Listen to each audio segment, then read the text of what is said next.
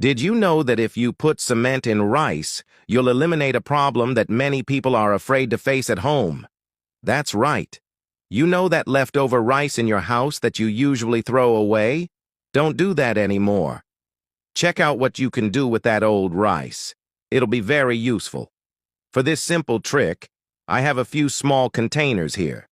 I'll arrange them and then add a spoonful of rice to each one. Remember, I'm using old rice that would have been thrown in the trash. After placing the rice in the containers, here's the key part. Add a spoonful of cement over the rice, just like I'm doing here. Yes, it's the same cement that bricklayers use to build houses. After adding the cement, give it a little mix, and that's it. Look at what this is for. This mixture will get rid of all the rats in your house and other types of pests. That's right. Rats are attracted to the rice, but once they ingest the cement, it hardens in their stomachs. Place this mixture in strategic spots around your house, especially where these pests appear most often.